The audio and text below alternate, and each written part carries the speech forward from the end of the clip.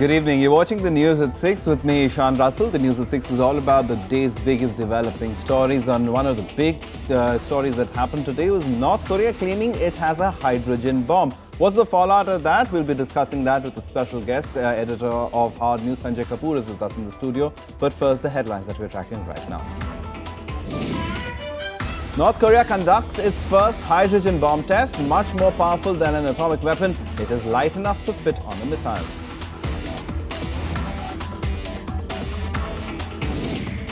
World leaders come together to condemn the test. South Korea puts its army on alert. India says it will affect the region's peace and stability. The Delhi High Court questions the state government's odd-even formula, asks for an evaluation by the 8th of January. And the clock stops ticking for many as the cabinet gives its nod to a close down of HMT.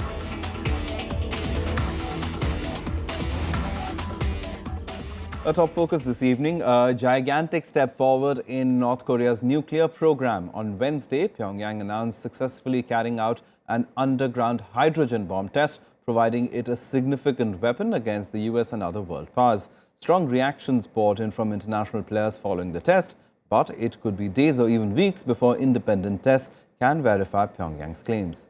A defiant and surprising move by North Korea. Pyongyang conducting a successful underground hydrogen bomb test.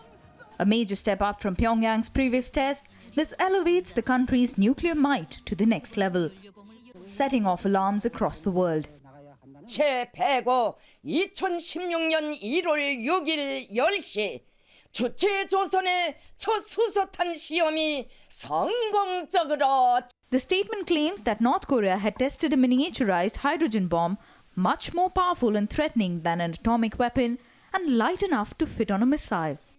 North Korea defended its actions, saying it would continue to strengthen its nuclear capabilities to protect itself against the hostile policies of the United States. The test followed a detection of 5.1 magnitude earthquake near its known nuclear test site.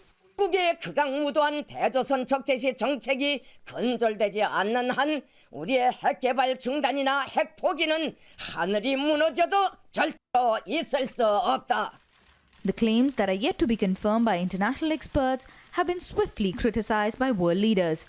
Soon after the announcement, South Korea put its military on alert, calling the test a grave provocation to the national security.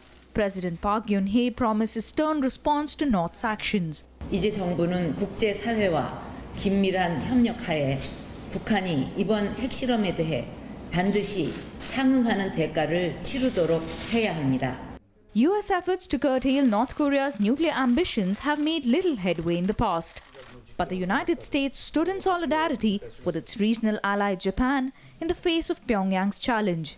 Japanese Prime Minister Shinzo Abe said his nation will not tolerate Pyongyang's threat and violations of the UNSC resolutions. 重大な脅威であり、断じて容認できません。強く非難します。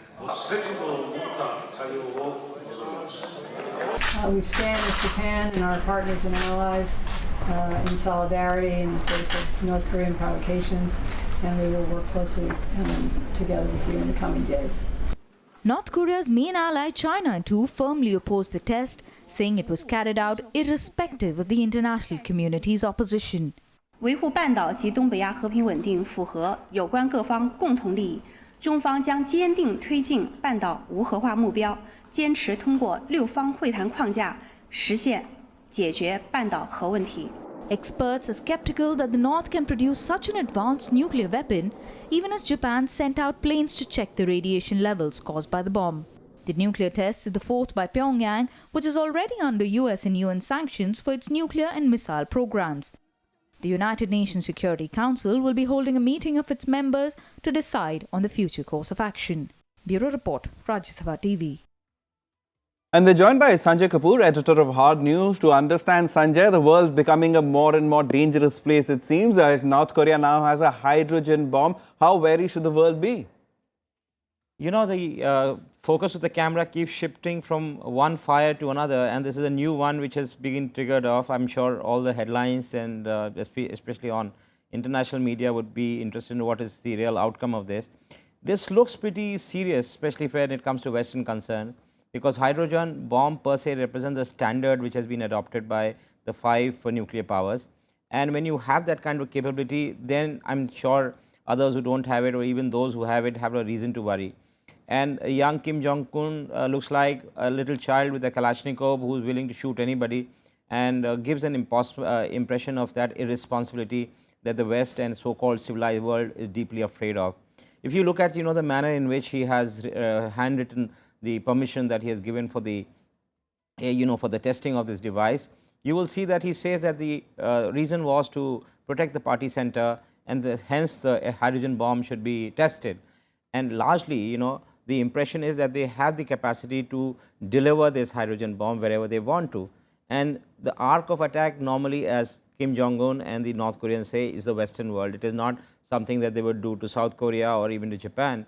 So the thing is, whatever threat that may constitute to North Korea's sovereignty, or even their existential threat that they might talk about, that kind of gets neutered when you have a bomb like this. So in a certain way, Chinese are unhappy, Russians are circumspect, the United States is very categorical that what North Koreans have done is very bad. The British government has been very scathing in their criticism. But this man promised at the turn of the year that he'll provide something for the North Koreans to be deeply proud of, and hydrogen bomb represents that capability that they can surely say that they have a weapon that will give them the immunity that they don't enjoy at the moment. All right, Sanjay, do stay on with us, because you were mentioning that the reactions that have come in from around the world, and hours after North Korea claimed that it had successfully conducted a nuclear test, India's Ministry of External Affairs reacted, saying it was a matter of great concern. While a 4th nuclear test had been long expected, the claim that it was a hydrogen device came as a surprise. Spokesperson of the Ministry of External Affairs, Vikas Swarup, stated that it was a matter of deep concern, and that North Korea has acted in violation of its international commitments in this regard. Former chief of the ISRO, Krishnaswamy Kasturirangan, also said that if reports of a nuclear test were true, then North Korea had reached a very high level of weapons system.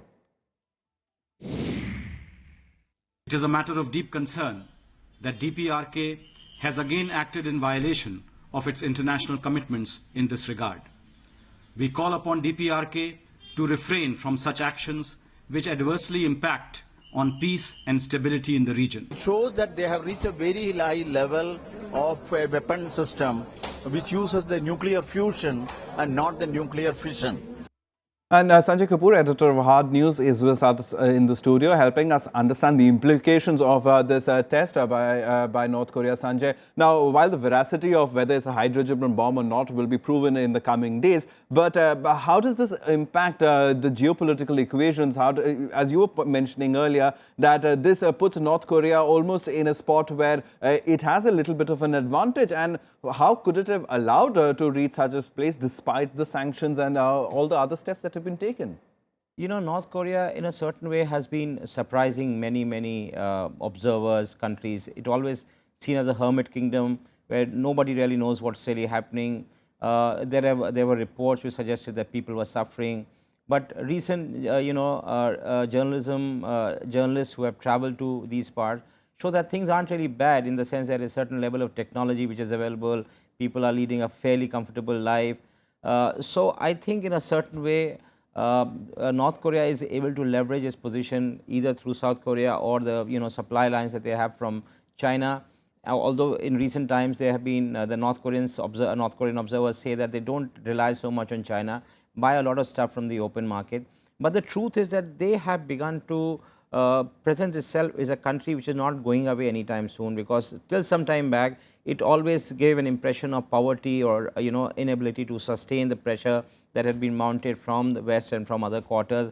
And by having a hydrogen bomb, which the Indian scientist also owned up, shows a level of accomplishment which doesn't come very easy for many countries. For example, India is still at the level of testing nuclear devices. We haven't gone to the level of a hydrogen bomb. When you do that, it shows that you have an infrastructure, a scientific infrastructure, where you can deliver these kind of devices. And surely it must have come a shock for many countries which thought that it was a basket case, very poor, and which is not going to deliver very much. But having said that, we must recognize that there is a contradiction which is sustaining many such examples like North Korea, even Russia. So you may have a bad economy, but if you are very strong when it comes to armament, or you have weapon systems which are very superior, it can provide you the kind of sustenance, or you could survive any amount of pressure. So North Korea is actually going for broke. They are what they are saying, that we have a hydrogen bomb, and if you have to negotiate, we are going to be on the same table. You can't look down because we are a small country. So in a certain way, they're looking for a level playing field with many others who have this kind of the capability. All right, we'll have to see whether the level playing field means a more safer world or a more dangerous world. So another hydrogen bomb, certainly for me, makes it a little bit more dangerous. But Sanjay, thanks very much for coming in and helping us understand this shift in geopolitics a little better. On that note, we'll take a very quick break. Lots more on the other side. Do stay tuned.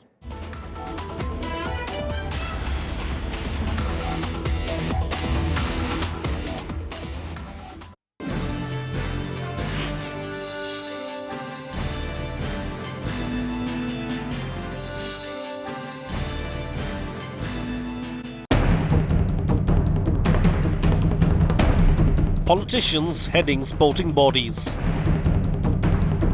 A long-standing debate. Justice Lodha panel suggests keeping them out of BCCI. Should this bar prevail? Watch the big picture at 6:30 p.m. on Rajya Sabha television.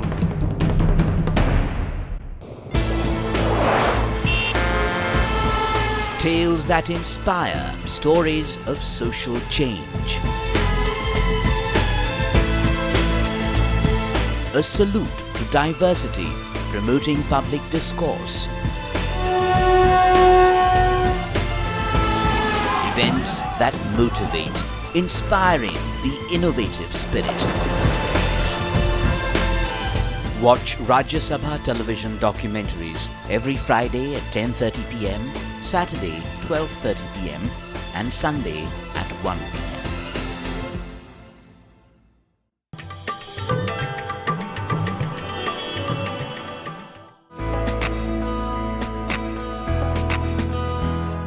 Gyan Chopper is the ancient version of Indian snakes and ladders. This intriguing game was popular among the old, the young, and the rulers as well. The chopper has its origin in the Jain philosophy. It tells the story of virtue. Each square, in turn, also narrates a message of wisdom.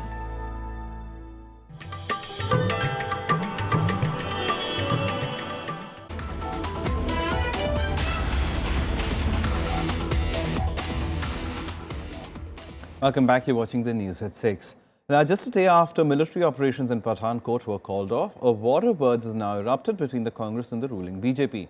The Congress has asked Prime Minister Modi to fix responsibility for the deadly attack, seeking resignations of the concerned ministers. The BJP, in turn, has accused the opposition of politicizing a national security issue.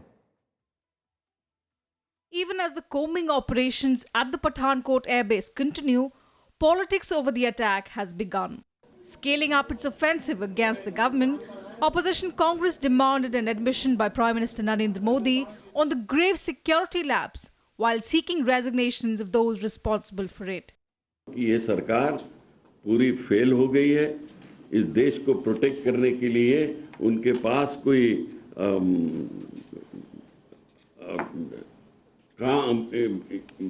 यंत्रणा नहीं है. यंत्रणा है लेकिन उसे ठीक तरह से काम नहीं लेना चाहते. Questioning the government's flip-flop policy on Pakistan, the party also demanded immediate cancellation of the Foreign Secretary level talks scheduled for the 15th of this month. The Foreign Secretary level talk should be cancelled. What do you want to talk to Pakistan about? You don't want the most favored nation status. You do not want a trade and transit treaty. You do not want anything else from Pakistan. There is only one thing you want, that terror should stop. If terror continues, what are you going to talk to Pakistan about? Oranges? Leaders of other parties also raised questions over the lapse in security that led to the attack.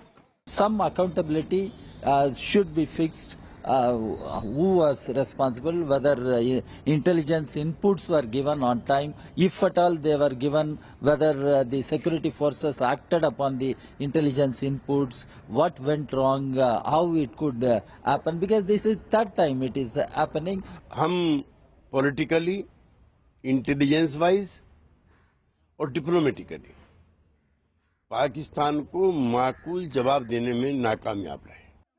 The BJP in turn accused the opposition of doing petty politics over an issue that concerns national security. Congress पहले ये तय करना चाहिए कि वो देश के साथ, देश की जनता के साथ और देश के सरकार के साथ आतंकवाद के खिलाफ लड़ने में है या नहीं. वो क्या संदेश देना चाहती है. वो विश्व के ऐसी ताकतों के साथ जो भारत को हराना चाहते हैं उसको क्या संकेत देना चाहती है. Meanwhile, combing operations are still going on to sanitize the Pathankot airbase that was under siege for 4 days. The focus now has shifted to the probe being conducted by the National Investigation Agency. Bureau Report, Rajya Sabha TV. The Delhi High Court on Wednesday questioned the ambitious odd-even vehicle formula of the Aam Aadmi Party government. The court asked the Delhi government to evaluate its impact so far and give a reply by the 8th of January. Meanwhile, the centre has decided to implement stricter emission norms of Bharat Stage 6 from the 1st of April 2020 in a bid to further curb vehicular pollution. The Delhi High Court has sought an explanation from the state government on why the odd-even formula should continue for more than a week. The court said this while hearing petitions filed by individuals on inconvenience caused to them during the odd-even formula. Now the court has asked the government to file an account by January 8th on the impact of the rule on pollution levels. Delhi सरकार ने 15 दिन के लिए पूरी कार्ययोजना बनाई है और एक प्रभावी एनालिसिस के लिए सारे तथ्यों पर, क्योंकि वेदर का भी मूड अलग अलग चेंज हो रहा है, तो एक सही एनालिसिस के लिए 15 दिन की एक हमें सैंपल चाहिए. स्कीम में वुमेन ड्राइवर्स को और टू व्हीलर्स को एग्जेम्पशन दी गई है. वो जो ऑब्जेक्टिव है स्कीम का, पोल्यूशन लेवल कम किए जाएं, उसको अचीव नहीं करने में सहयोग नहीं दे रही हैं, बल्कि डिफीट कर रही हैं. गवर्नमेंट को ये शो करना है कि वेदर पोल्यूशन लेवल वाकई ही डाउन हुआ है कि नहीं हुआ है. तो 8 तारीख के बाद कोर्ट इंटरिम रिलीफ के ऊपर विचार करेगी कि अगर स्टैटिक्स ऐसे शो करते हैं कि सब्सटेंशियल पोल्यूशन लेवल का फर्क पड़ा है तो बात अलग है. अगर नहीं पड़ा तो कोर्ट फिर उस पर विचार कर सकती है कि इसको फर्दर कंटिन्यू किया जाना चाहिए कि नहीं किया जाना चाहिए. A bench of Chief Justice G. Rohini and Justice Jayant Nath observed that Delhi does not have sufficient public transport to ferry its people, which was causing inconvenience to a large section of society. The court has also asked the government to submit reports on the number of cabs running on diesel and CNG in the capital region and the level of pollution they emit. इस आड even अभियान के दौरान metro की frequency हमने काफ़ी बढ़ाई है.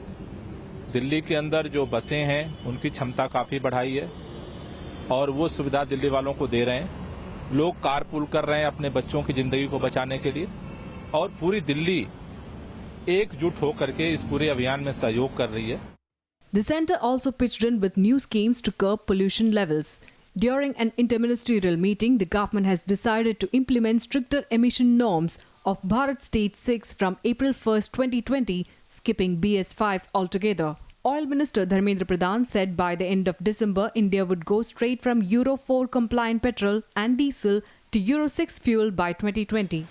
Bharat Stage emission standards were instituted by the Government of India to regulate the output of air pollutants from internal combustion engine equipment, including motor vehicles.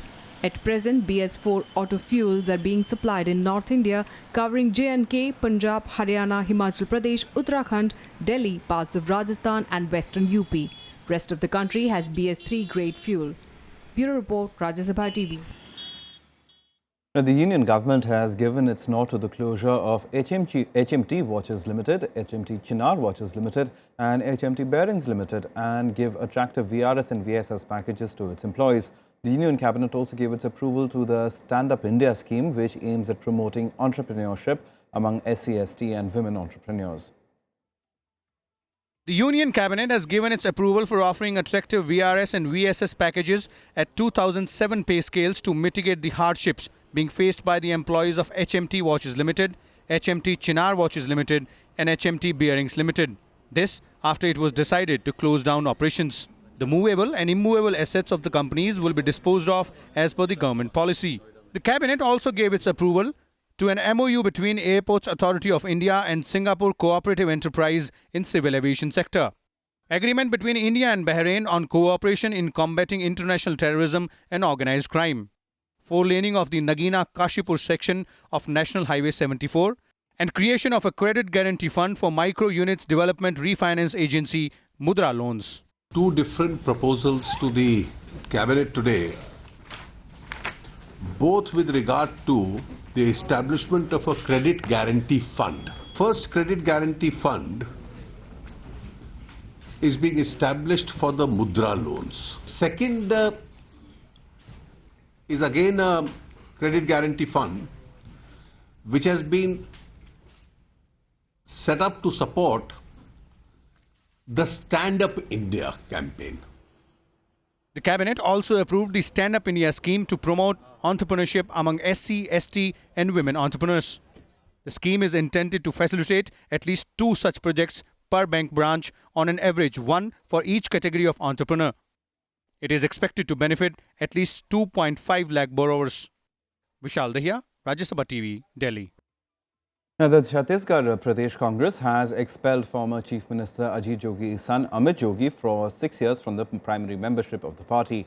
An audio recording revealed that Amit Jogi was purportedly involved in fixing an assembly by-election held in 2014 in Chhattisgarh. The telephone conversations in the tape, allegedly between Chief Minister Raman Singh's son-in-law Puneet Gupta, Ajit Jogi, Firoz Siddiqui and Amin Memon, revolved around the rigging of the Antagarh seat by poll in 2014, which facilitated the BJP's victory. The Chhattisgarh Pradesh Congress Committee has requested AICC to suspend Ajit Jogi as well. प्राकृतिक न्याय का उल्लंघन हुआ है। बिना आरोपों की जांच किए, उनकी पुष्टि किए, उनको प्रमाणित किए ही मुझको निष्कासित करने का निर्णय अविवेकपूर्ण है, अन्यायपूर्ण है और पक्षपातपूर्ण है। मैं इस प्रकार के सामंतवादी निर्णय से डरने वाला नहीं हूं। Chhattisgarh tapes evidenced that a candidate of the Congress party was made to withdraw his candidature by offering him allurement of money at the instance of Chief Minister of Chhattisgarh, Dr. Raman Singh. Congress party has taken action against one of its members. Modi ji used to say, "Main na khaunga na khane dunga," and will have zero tolerance for corruption. Will he now show the courage of his conviction by taking resignation of Dr. Raman Singh? Bharatiya Janata party का इससे कोई लेना देना नहीं है। ये शुद्ध रूप से कांग्रेस का आंतरिक मामला था। कांग्रेस किसको निकाले, किसको बाहर करे, किसको अंदर करे, ये कांग्रेस का ही निर्णय है। Now, Saudi Arabia signaled on Tuesday that its breach in relations with Iran would not affect talks on Syria, with the next round scheduled in Geneva this month. Riyadh and Tehran have attended previous talks and support opposing sides in the war. There are concerns that the rift between them could set back diplomatic efforts to bring peace to the country. Saudi Arabia, Bahrain and Sudan all broke ties with Iran, and the United Arab Emirates downgraded its relations on Monday after the Saudi embassy in Tehran was stormed by protesters. Kuwait recalled its ambassadors to Iran on Tuesday. Reinstating the kingdom's position on Syria, Saudi Foreign Minister has said Riyadh sought a solution based on the Geneva I communique. He also reiterated that President Bashar al-Assad would have no role in Syria's future. The United Nations has set a target of 25th of January for Syria peace talks. في الوصول إلى حل سلمي للأزمة السورية، وأكدت على معالي موقف المملكة العربية السعودية من هذا الشأن، وتطلعنا لإيجاد حل لهذه الأزمة مبني على مبادئ جنيف واحد وسلطة انتقالية مؤقتة ووضع دستور جديد وانتخابات، وأن لا يكون لبشار الأسد أي دور في مستقبل سوريا. In his visits, the Special Envoy will assess the implications of the recent developments between Saudi Arabia and Iran on the momentum of the Vienna process for Syria. Mr. de Mistura believes that the crisis in Saudi-Iranian relations is very worrisome development, and he stresses the need to ensure that it does not cause a chain of adverse consequences in the region. Time for some more new international news in Global Buzz. Bangladesh's highest court has upheld the death sentence for Moitur Rahman Nizami. Nizami is currently the head of the Islamist party, Jamaat-e-Islami. He was appealing against last year's conviction for war crimes committed during the 71 war against Pakistan. The 72-year-old was convicted on charges including genocide, murder, torture and rape. He is expected to be executed in the coming months. Leading US Republicans have denounced President Barack Obama's move to tighten gun control. House of Representatives Speaker Paul Ryan said that the orders undermine liberty and would be challenged in court. Republican presidential frontrunner Donald Trump has said that if elected, he would reverse the measures. In an emotional address on Tuesday, Obama accused the gun lobby of holding the country hostage. He had previously stated that failure to tackle gun control had been the greatest frustration of his presidency. All of the chemical weapons declared by the Syrian regime have been destroyed, according to the Organization of the Prohibition of Chemical Weapons. A deal to remove chemical weapons from a war-torn nation was struck in 2013 after Washington eventually agreed to a Russian proposal to remove and destroy the chemical weapons in Syria. British Prime Minister David Cameron told lawmakers that he was confident he could reach a reform deal with the European Union. And he said government ministers would be allowed to campaign to leave the European Union at a referendum due by the end of 2017. The European Council will hold a leaders' summit on 18th and 19th of February, where Cameron hopes he can finally seal an agreement.